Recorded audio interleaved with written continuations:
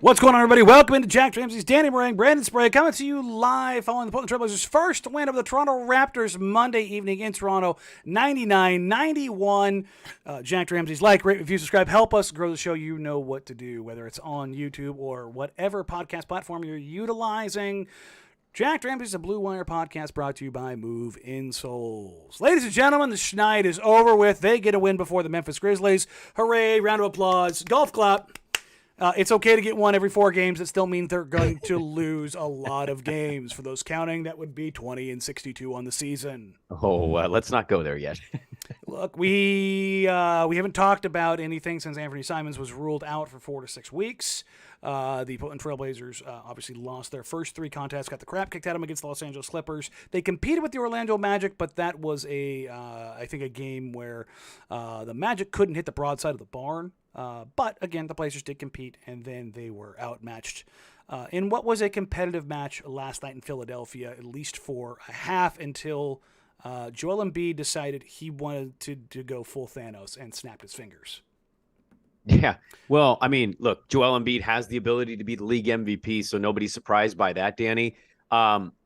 We know this team's record and where it's kind of going to be roughly, right? Everybody varies by a few games. Mm-hmm. Tonight was a really fun game because, 1, I thought it was a good night for Chauncey. 2, Scoot did some things that he hadn't really done. He's coming off of kind of a bad game here. And 3, literally everybody that gave them minutes did stuff tonight. Like this was a total team effort win for them on the road. You go all the way down to Skylar Mays, who hit a 3, did a couple things out there. Brogdon was huge at the end. Obviously, we'll get into Toumani.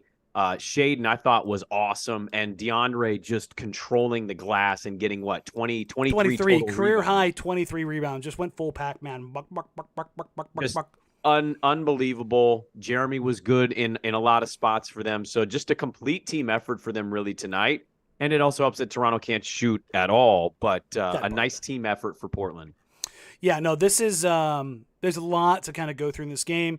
I put a quick little basically submit your questions as a short notice quasi mailbag, just four games in to get a couple thoughts on some things, and you guys did not disappoint. We'll get to those here very quickly. Let's do a quick wrap up of the game. What's interesting here is the game was essentially decided in one quarter, and that was the third quarter as the Blazers outscore the Raptors 33-24. And that in that quarter, you had multiple guys kind of get going, as you alluded to. Jerami Grant, 8 points. Malcolm Brogdon, 7 points. Deandre Ayton, 6 points. Matisse Thybulle, he hits 2 threes. You get 6 points from him. It was a nice little place for you. Again, Jerami Grant, Malcolm Brogdon, Deandre Ayton, Matisse Thybulle. What do they all have in common? It's all your veterans. Oh, yeah, for sure. So that was the thing about the closing lineup, Danny, was like you had a couple young guys, and then it's just veterans. You had Scoot and Toumani, and Toumani's out there because both Ant is out, Scoot had fouled out. But otherwise, it's like Chauncey looked at this and looked around and went, "We want to win this shit. Let's throw the boys out there." And they did not disappoint. Everybody made a play. Brogdon was the closing time man of the evening. DeAndre Ayton had a couple fantastic offensive rebounds and a beautiful pass for a wide open look under the rim.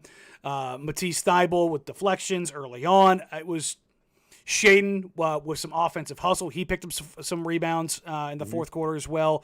You look at the fourth quarter stats tonight. Please stop doing this, you stupid little box score. Thank you. Jerami Grant was 7. Brogdon was 6 on only 3 of 9, but he was dictating the massive pace. Shots. Yes, yeah. And he just kept getting up. Shaden only 0 of 3, but he did have the 1 assist, the 1 block shot, and the 1 offensive rebound. Ayton did not score. He had 7 rebounds in the period, including 2 offensive. Only 19 points in the period, but they outscore the Raptors 19-17. The Raptors go 8 of 23, 0 of 8 from 3 in the quarter. The story of the game, again, is the third quarter where they were able to come out in the second half and really put it on. As far as the game storylines, the individual storyline comes from Scoot Henderson in the second quarter, Brandon. We finally got to see Scoot Henderson slow the game down for about 8 minutes. Yeah. Nothing he did was, holy shit. Now, it was just explosive, fast, simple basketball. Confident basketball is what it felt like. Like a player that kind of just found and knows what he needs to do in the moment. And again, I know he didn't do it for the whole game, but having those moments to me, Danny, are pretty massive. Yep. Obviously, that's why you draft him number 3. You want to see those flashes.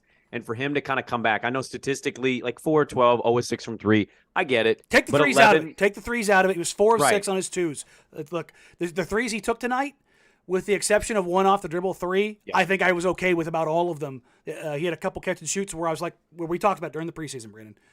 Gets those looks, take them. You have to take them. You can't not take them. They will go eventually. Yeah. No, I also love the final line, though. 11, 7, and 4. Mm-hmm. And, it's something for him to build on and feel good about. Because you mentioned at the end there where Chauncey kind of looks up and goes, you know what? I can put these guys out there. Let's go win this game with Jerami, with Deandre, and with Malcolm. Mm-hmm. And you're going to need these once in a while, right? If you're going to balance this veteran youth kind of movement that they're doing, you're going to have games where you're just in it. Like Toronto making 4 total threes for the whole night is going to put you in a position where you could potentially win it. And we understand what the situation is, but I like that they have that kind of attitude of, no, let's go get this one. Like, forget Toronto. Let's go get this tonight. So, Scoot overall, great second quarter.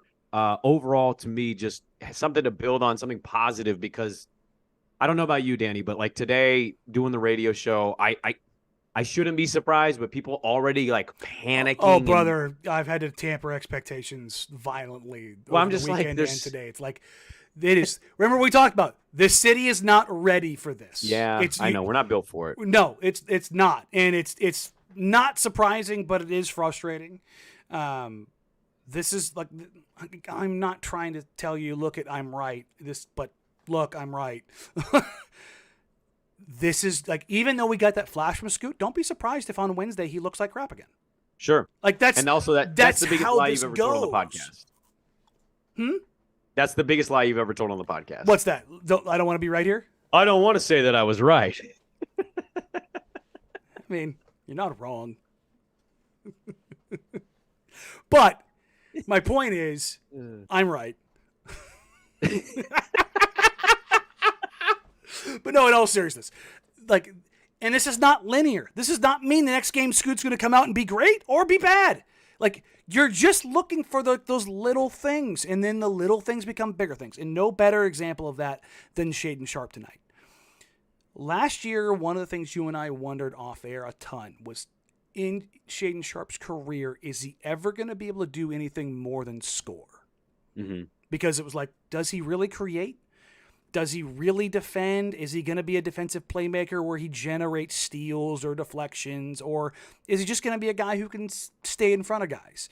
Is he a guy who's ever going to be able to rebound? Like, is he ever going to impact box scores, or is he going to be Andrew Wiggins? Which, 6'4" Andrew Wiggins is not a bad player. It's not a bad player. Andrew Wiggins was an all-star. Yeah. Like, that's a good player. Period. Full stop. Okay? But the most impressive thing for me from Shaden so far this year, and he showed it again tonight, you look at his performance, Shaden Sharp finishes the night with 14 points, 3 assists, 5 rebounds, a steal, and 2 blocks. Mm-hmm. Okay? The shooting is going to come around. I have no hesitations about that. He was 4 of 10 tonight, 2 of 5 from 3. 4 of 4 from the free throw line. That's another thing. He's getting to the free throw line a little bit. He's putting his shoulder into guys. Yeah. I like what I'm seeing growth-wise from Shaden, because the stuff that you're seeing is him just reacting to the moment or anticipating the moment or knowing kind of what's coming. One of the things I'm thinking about writing on, because it's happened quite a bit already in 4 games, is if Shaden is off ball, he got that deflection that led to the and one for him tonight. You see him looking and anticipating when the guard is, when they make that just sideways straight 45-degree pass, the one that Scoot has had intercepted a ton already. Yeah. Shaden you can see him anticipating and knowing when they're going to swing to the other side.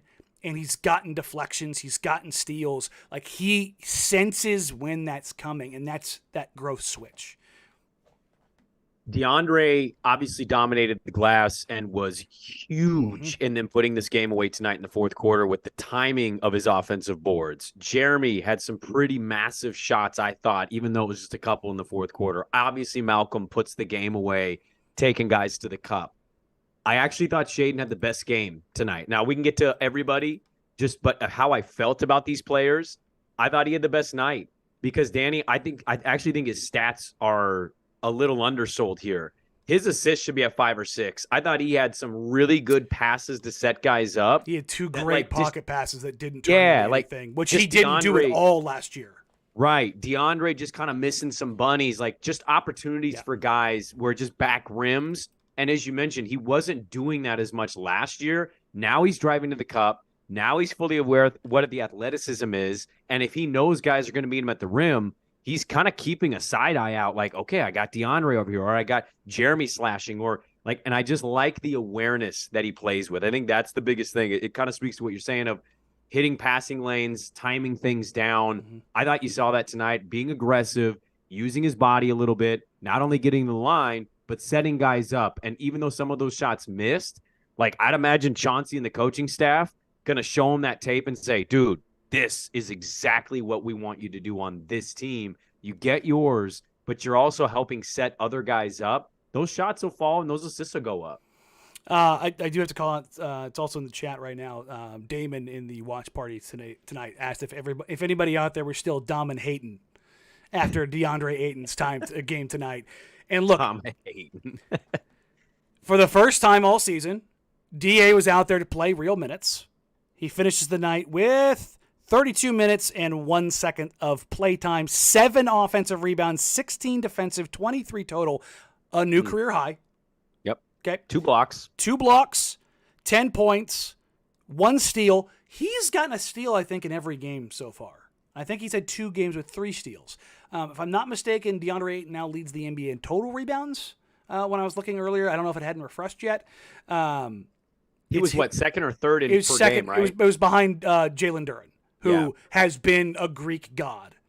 I can't wait for the next game then. Which those two are playing together on Wednesday.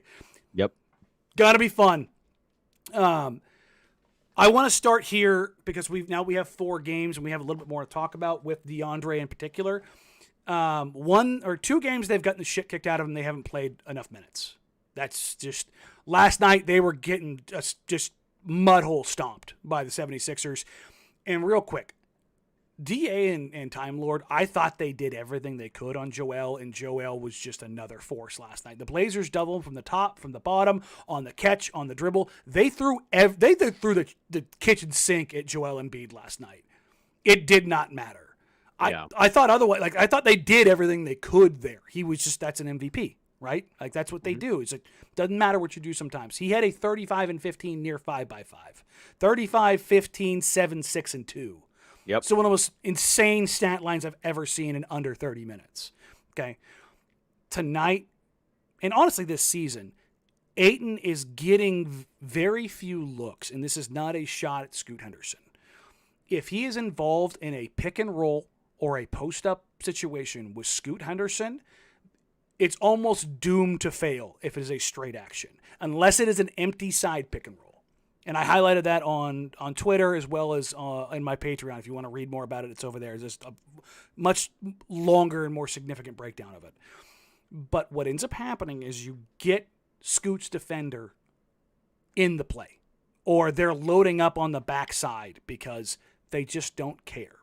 Yeah. And there's nowhere for Deandre Ayton to work or to catch. I thought they did a great job tonight. And I've had a bunch of people say, I want Chauncey to run sets and this and that. I have watched literally every single set they have run this season. They are trying everything. They have done so much. The one thing I wish they would do more of is put Scoot in DHO so he's moving, so the defense is moving. Even if they under the hell out of it, it just gets it moving side to side. But long story short, they are trying things. You saw in the third quarter when they did an inverted horn set where instead of having Jerami and DA come up and bring the screens, it turned to Scoot and DA. So it ended up, that was where you saw DA hit Jerami Grant for the wide open dunk under the rim. It's because you had a back pick from Scoot Henderson on Pascal Siakam, and it ended up forcing a switch that they didn't see coming. JG comes wide open, DA hits him for the dunk.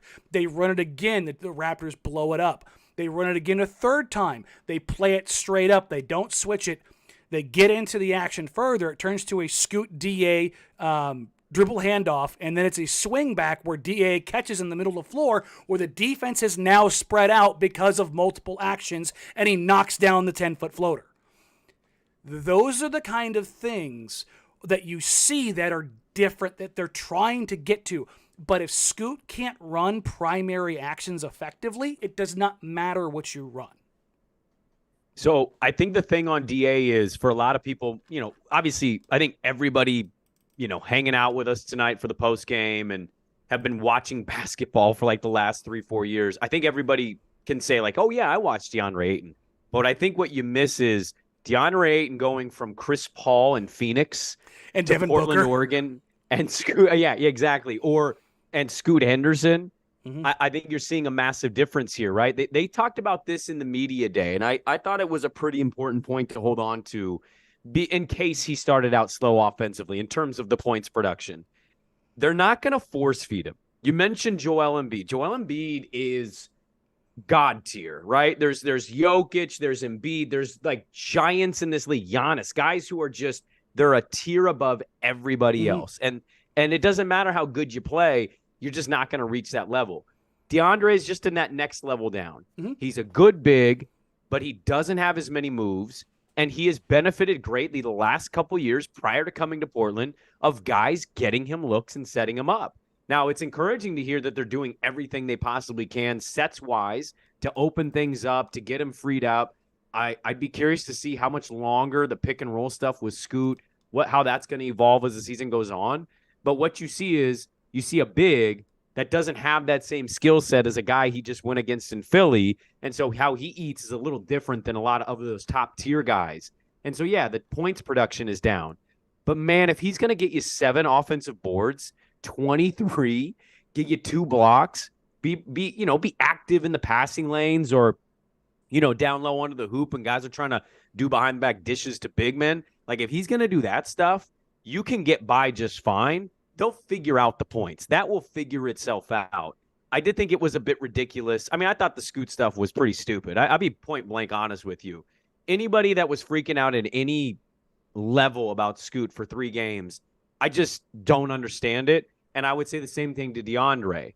Like, I knew DeAndre Ayton wasn't going to be a guy who gets the ball on the block and then goes and works and gets you 30. Like, he's going to have a few of these nights. Mm-hmm. But for the most part, what you saw from DeAndre Ayton tonight is the DeAndre Ayton we kind of have as long as Scoot is starting point guard and kind of learning as he goes here. So I thought what DeAndre did and where it was most important was on the glass, making that impact and getting guys. And by the way, probably should have had more than 10 shots because, as I mentioned, Shaden kind of set him up for a couple looks. He just missed some bunnies.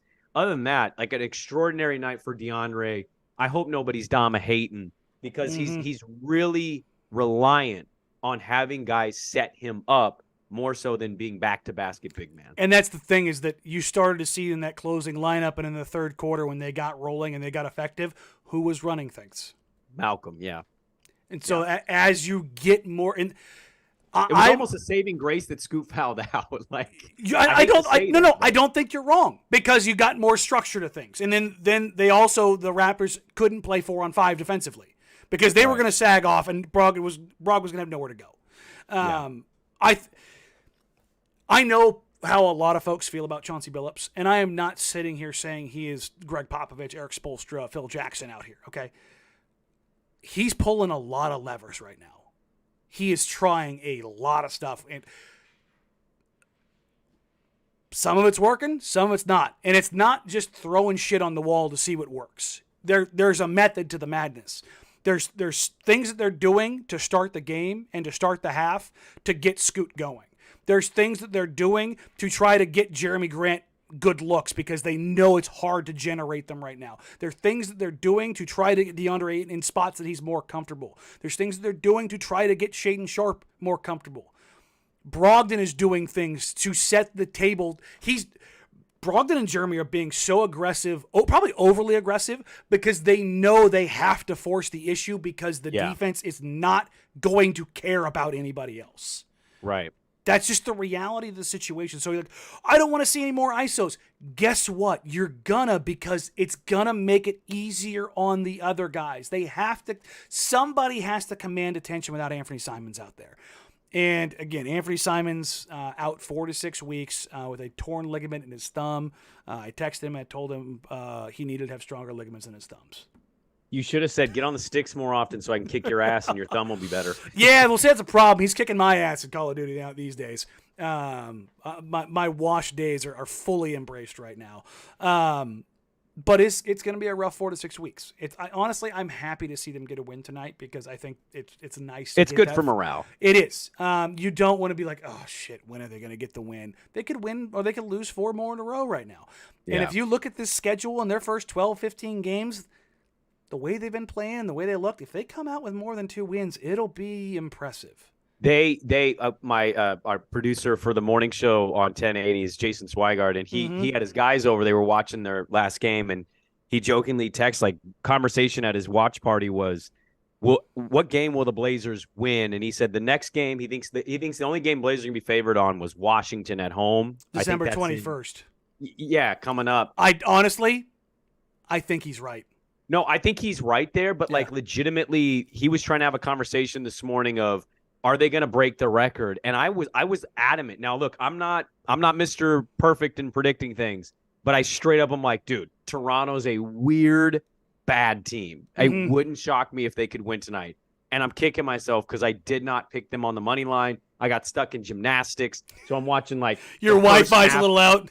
Oh, the Wi-Fi's terrible. I'm watching the game on a 12-inch screen. My daughter's like going on the balance beam. I got the play-by-play and I was having to follow the game a little differently than other people, but I'm not shocked they won this game because I just think Toronto's weird and they should have done something and they didn't. But as much as we are valuing high draft picks or being in position to get these next prospects, everybody would agree right now. Everybody.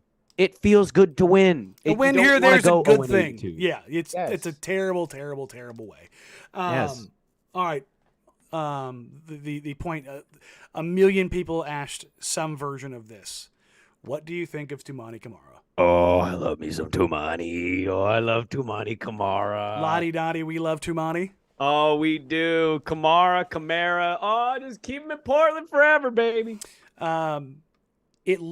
The early iterations, I say early, we're in game 4, and there's been a training camp in preseason. The early discussions I heard were that Toumani was going to compete with Jabari Walker for some backup 4 minutes.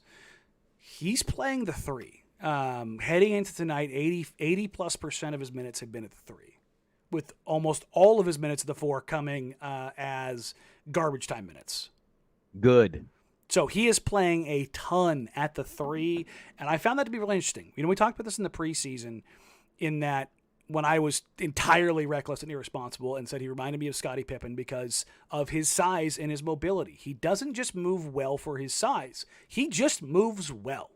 Mm-hmm. I tweeted out a video tonight of a singular possession of Toumani Camara on Scottie Barnes, and Scottie Barnes was frustrated. Dude, he locked him up when he had him. Banged him up, just went chest to chest with him, cut him off 45, said nope, contest, gets the rebound, goes the other way. He's 6'7", barefoot. He's 225 pounds. He has a 7'1" reach. He's an 8'11" standing reach. He moves incredibly fluid. As I said before in the preseason, shout out to our guy Andrew Nemec. He's got super oily hips.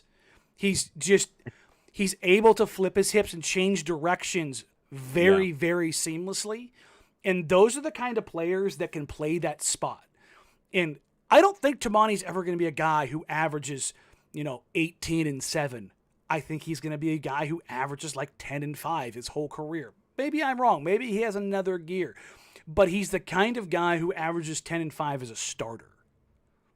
You know what I mean? Where you get 10, 5, 1 and 1 and 1. Like which one is exactly what you need from him because of what he brings you defensively. Exactly. He gets you 1 block, 1 steal, and 1 assist. Like he just has think of him like not like Scottie Pippen, but like lesser Andre Kirilenko. Sure. Just a Swiss Army knife of stuff. And I think that's something that's super valuable. His defensive skill that I see him getting on the floor with is his rim protection. Already, he has a block every single game. Him and Victor Wembanyama are the only 2 rookies with a block and a 3 in every game. I think that actually ended tanks. I don't think Camara hit his 3s. Well, that's cheating, though, because one of those guys is like 9 feet tall. So it's like he accidentally gets a block in a game. So that did end for Toumani, so it's just Vic now. But it is I'm not shooting my shot with this. I don't think Camara is going to take Tybal's starting spot just yet. But I would not be surprised if that change happened. Well, I'd love to see him try it. Yeah. And not overreacting and doing it right away is probably the sound move when you have, and I know he's not that old, but like having a guy like Matisse, who is one of the older guys on this team. But I just in a position this season, Danny, where like when stuff like that offers itself up, the one thing I'll say about Chauncey is you talk about the criticism or just kind of how people feel. I haven't been particularly high on him. I love that he's always willing to try. Like that's a huge thing for me. And so if he gets to that point where in 15, 20 games, if Toumani's still giving you some good production, they decide to kind of swing that and try it, I'd love it. I mean, that's literally the position of need. That's what they've been looking for God, how long? Since Nick? Since Nick. So, yeah. I mean, that's a long time. Nick Batum's almost out of this league at this point. It's literally Nick's last year in the league. He says he's retiring after this year and then playing with France in the Olympics. See, there you go. So we haven't had it since that dude, and he's about to leave the league. So to find anything, and to get that in a trade, by the way, with Phoenix, I thought that was a little under the radar, and it made me really happy they were able to swing that in that deal. But I'd love to see him try it because, man, you highlight that on Twitter, but just watching him, I mean, they had a nice little run of blocks there in this game tonight, but like he just, even if he's not blocking, I almost feel like there's a stat, like a block pressure or like some kind of way where you could analyze how somebody plays defensively. Mm-hmm. And he's one of those like where statistically he has 1 block registered. How many shots do you feel like he kind of altered just by being there, just by having his arms up? Like, because he's so long and athletic, and he's not the most explosive wing, but he's certainly dynamic. Well, but to me, I almost view that as like a block. I'm just like, okay, cool. You made that shot way off because you can't get around that height, that length. No, and the other side of this is the other Bash brother, Jabari Walker. Quick, get as many dick jokes off as you can. No, I did the audible Lamar Hurd thing too. His was just better. These are some that I was texted. Jabari dick slapped that. He was cock blocked. I like it. Yeah. Those will remain nameless. I went with little dick energy on the dunk attempt. Oh, okay. I was gonna say Jabari had some pretty big dick energy on that block. But... Yeah, I know, but Grady Dick's dunk attempt had little dick energy. Yeah, it for sure did. So, it absolutely did. Bari twice in a row, in the last 2 games, has gotten way higher on blocks than I've ever seen him get. He had the chase down block against Philadelphia where he pinned it off the glass, and Tyrese Maxey was looking around like, where the hell did that come from? And then the one he got tonight. But we need to get a sponsored segment for our block of the night because I have a feeling that's the one thing the Blazers are going to do well defensively this year. Shaden Sharp blocked a shot that was probably 13 feet in the air. Unbelievable. I Unbelievable. I can't remember the last time I saw somebody that size get that high apex a jump shot. Like he had no business being there. I have a couple freeze frames. He's above the box. You should tweet those out the way Golliver did with LeBron's like steal. Just to show. Here. I don't. The unfortunate thing is it's like not a floor angle. It's gotcha. it's baseline, but it's not like the thing about LeBron's. It's like shot up from the floor to make it look like he's 12 feet in the air. I was happy for our guy Ben for going so viral with that photo. Yes. I did also kind of chuckle just in it's an amazing play for a guy in his 21st year. He's so far away from the hoop that, when he jumps like that, it looks like he's at the top of the backboard. It's a lot of scaling. For sure. It's a lot of scaling. But Shaden, he had 2 blocks tonight, man. 2. Look, man, the old man still got a little bit left in him. Shaden. Sorry, I was going back to Shaden. No, Shaden I was saying LeBron's blocks. on his 30 minutes restriction. It's crazy to see how that is. But no, Shaden has again. This is what we were talking about earlier. Like, what can Shaden do outside of score? And what I've seen so far is that the shot blocking. He might be one of the better shot blocking guards in the league, and he might be the best offensive rebounding putback guard in the league. Like, those are the things. Like, if Shaden is a 15, 16 point a game scorer with real versatility in his game, i.e. getting to the mid-range, pull up, knocking down threes, and being explosive at the rim as a finisher in transition and finishing in over and around guys. He's putting his shoulder into guys when he's driving. I'm loving seeing that. But let's say he's that, but he also has the other stuff this year. Then you start wondering, okay, what else can he add? Yeah. What more? Well, and how massive is that for them going forward that they can get this kind of production early? Mm-hmm. And if he can build on this and give you even better stats, like if he's going to hover around where he's kind of been, you're going to feel ecstatic at the end of the year. Like you're going to see and feel that growth. I would say, too, on the Jabari point, because he was in the block party tonight with one of the sweet ones on the dick block. Mm-hmm. He was a hell of a condom on that play. But I think competition is kind of what you're getting within the team itself.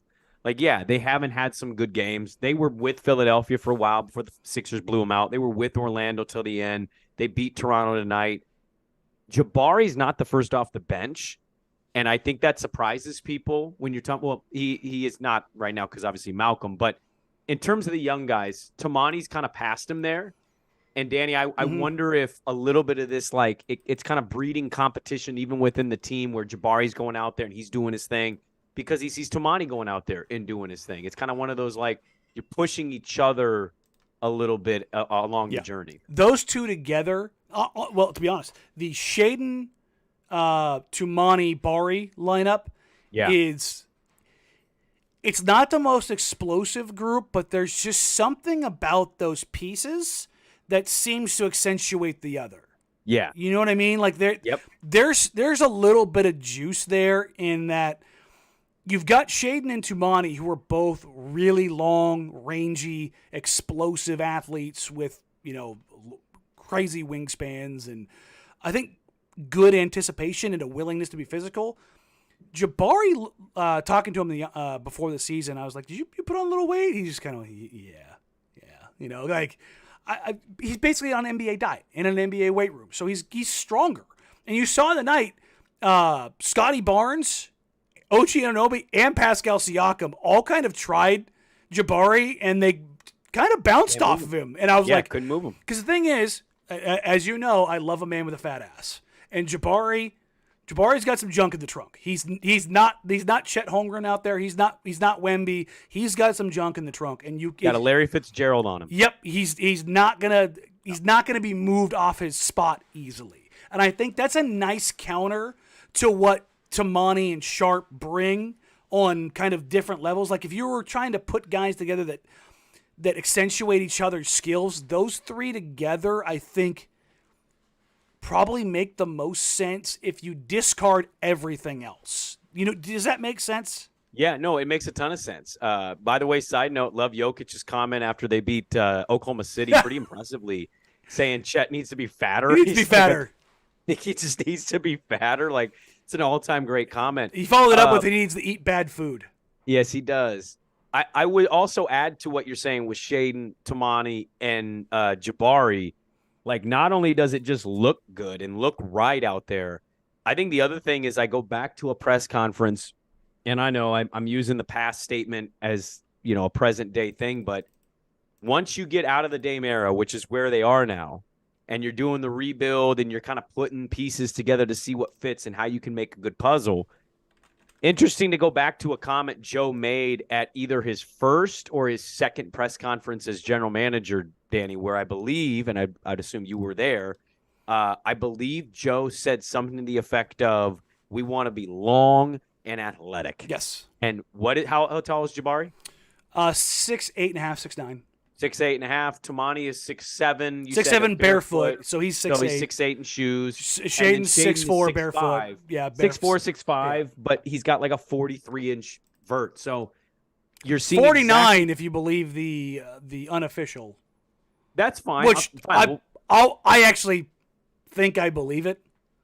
Great. A 50-inch vert is amazing. But that is kind of what I'm talking about. Is you're seeing some of what what he was kind of alluding to prior to the Dame trade. Yep. Well, now that Dame is gone and they're kind of building this thing up, he's accumulating pieces. He gets Camara in that trade, takes a flyer on Jabari, gets Shaden with the 7th pick, and look what he's doing. He gets you long athleticism with guys who can jump, play multiple positions, and defend. Like, that's exactly what he had kind of talked about at the start of being general manager. So talking to people within the Blazers, they asked me what I thought of the roster coming into the season, and just having that back and forth of what do you think this thing looks like? Just, I don't know, trying to get some feedback. And the thing that I said is there's two things that this team doesn't have. Doesn't have a ton of playmaking, doesn't have a ton of shooting. And everybody I talk to, they just like, yeah, we're kind of aware of where things sit with that, but we've done that. The whole, like, let's try to add a playmaker with Evan Turner and try to add a playmaker with Mario Hezonja, and like shooting, they've always had tons of that over the last couple of years. They said, we want to err on the side of being bigger, longer, stronger, better defensively, more athletic, and we'll worry about finding the shooting and playmaking later. That they are patently aware of where they stand, and they're okay with that right now because it's harder to find the size and athleticism to go with skill sets than it is to find shooting. Now, the thing that's hard to find is the additional playmaking, particularly on the wing. It's the hardest thing, and to me, the rarest commodity in basketball is playmaking with size. That's going to be a tough one for them to find. Now, Cooper Flagg ends up playing the 4 for the Blazers here in 2 years. I'll be okay with it. Andre Kirilenko with a little more offensive game in Portland and less terrible tattoos. I think I'll be okay trying to kind of figure that part of it out. But I think that you're seeing in these games that they're competitive in, against the Magic and against the Raptors, 1, they went against teams that can't shoot. Yeah. 2, the Blazers' defense was competitive. Not great. They still blow assignments. Scoot has had 2, 1 in the Toronto game, 1 in the Orlando game, actually 3, and 1 in the Philadelphia game where he quite literally spun around in a circle because he didn't know where he was. I know, yeah. Do you know the plays I'm talking about? Yeah. Okay. Yes. It happens. I'm not killing the kid because of that. That's part of the learning experience, going, not knowing and just throw out your hands up. That's how it goes. But you know what happened tonight for the first time maybe ever in the Chauncey Billups Blazers era? The zone defense didn't suck. Why is that, Danny? You had guys out there that are bigger, longer, stronger, more athletic, and they were cutting guys off. Yep. And moving around, using their size, using athleticism, it sticks out like a sore thumb when you're in those positions. And even against the 76ers last night, they had back-to-back plays defensively. I called it out on Twitter. I was like, back-to-back plays where the Blazers' zone defense did what it was supposed to do. And I think even on the first play, the 76ers scored, but they had to use like 23 and a half seconds of the shot clock. And they got a bad look. They just, I think it was Embiid knocked down his shot at the end of the clock. And it was like, you deal with that. That's process over results. And I think you're starting to see a little bit of the process. And the thing that's been told to me over and over and over again is that even the veterans, like Ant and Jerami, are like, the only guys we've played with are Ant and Jerami. Like Yeah. when you're talking to those guys, like even though Jabari was a part of the team, like he wasn't out there with those guys. So these guys are quite, I'm not trying to make an excuse. These guys aren't used to playing with each other at all. At all. It is entirely new. It is foreign to guys. So you look at Jerami when he drives and somebody cuts when they shouldn't and they take up his space. It's like guys don't know really where their timing is with each other, let alone themselves, like kind of reading off of other guys. So it's going to look clunky at times. When we get 15, 20, 25 games, we can start making some conclusions. But just know that night in, night out for this first 10, 15 games, you're going to see some dumb shit. Like it's just you're gonna you're gonna see car crashing into the wall type possessions every now and then. You're gonna go ugh, and that's just how it goes. I would add to it though, like I'll kind of add a cherry here to the shit Sunday you just handed us with that last comment. You know, I think we looked it up, and the 15-16 Sixers started their season 0-18. It's tied for the longest streak. Yeah, they hold the record for most losses to start a season.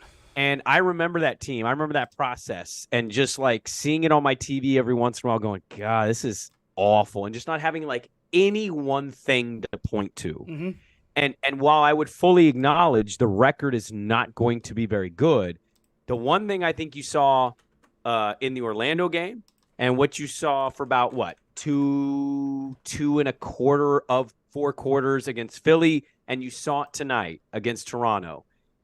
This team may not be very good from a win-loss standpoint, but I think what you see, even aside from the veterans, you see young guys that they want to compete, man. Like, they don't go in there looking to just, oh, we're not very good.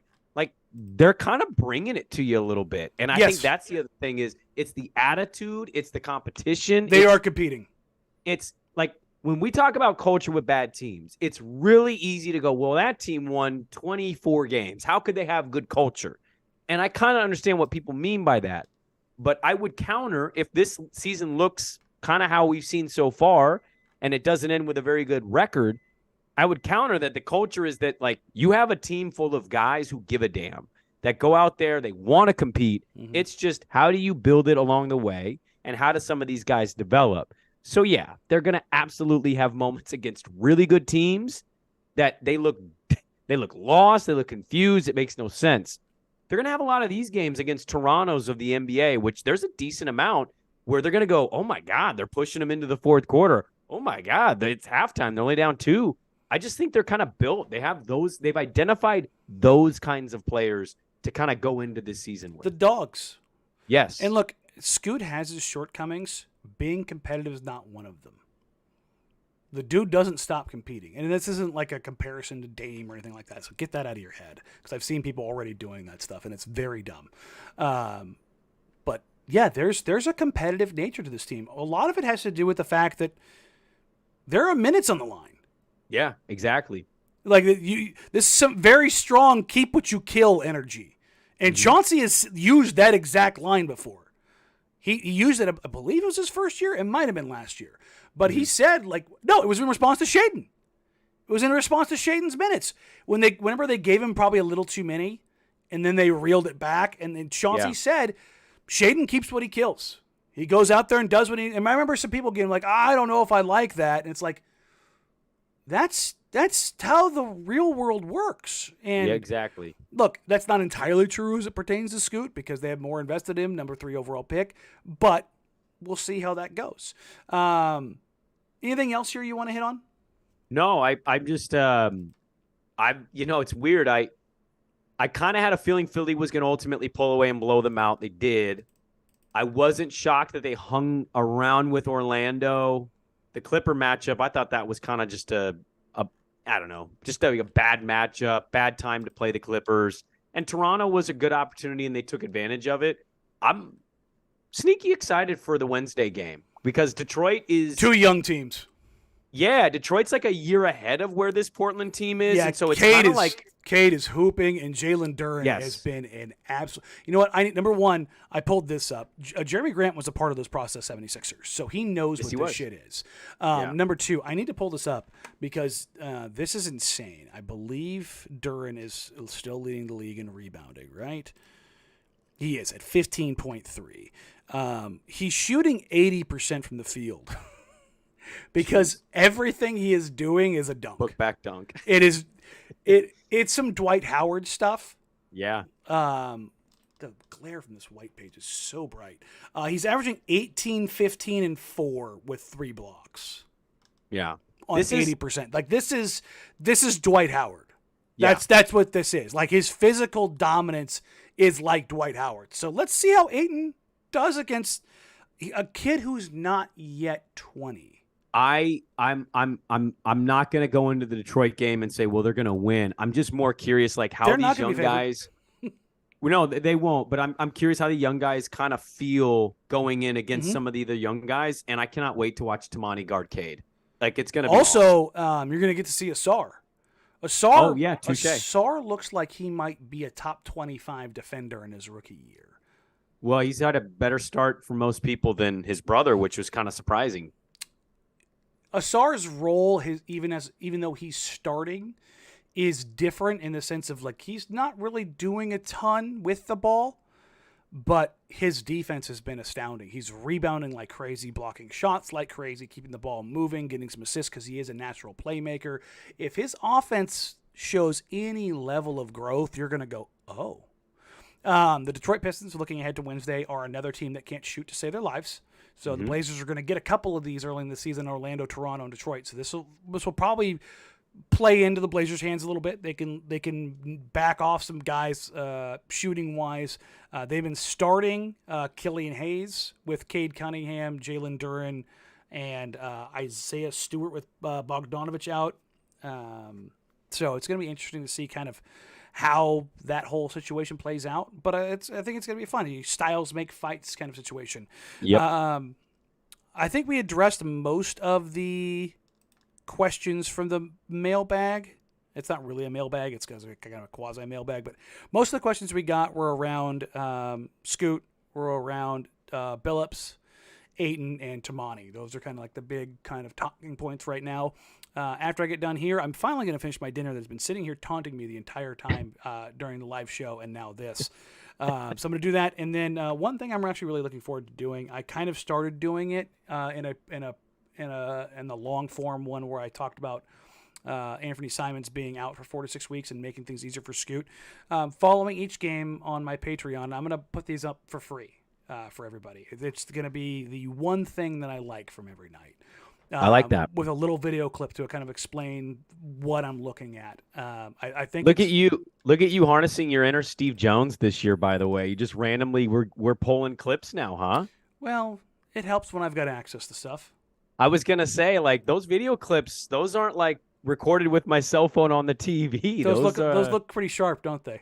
Those I'm gonna call you got the Steve Jones software. I'm glad that you do. Got me a little upgrade.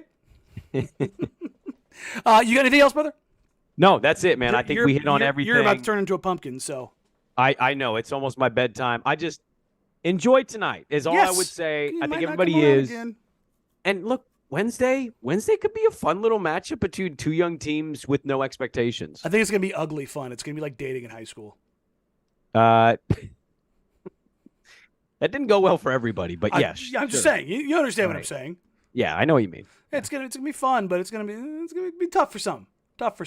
Like, rate, review, subscribe, help us grow the show. If you want to email the show, jackedramsays@gmail.com. You can find us on social media at Danny Meringue, at Brandon Sprague, at Jacked Ramsays. You can find Brandon Sprague every morning, 6 to 9 with his co-host, Andy Dirt Johnson. You can find me with my co-host, Dusty Harrod, noon to 3, also on 1080 The Fan.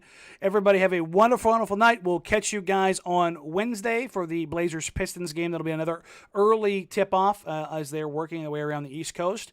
And, as an aside, while watch playback is running through the the issues that they're having right now, only being available on League Pass as an NBA League partner, the watch parties are open and free for everybody. So you can come in and hang out. You might be geo-blocked. You might be able to use a VPN to get around it. Wink, wink, nod, nod. However you need to do that to be a part of it, I'm not going to stop you. Other than that, everybody have a wonderful, wonderful night. Take care. Talk soon. Bye.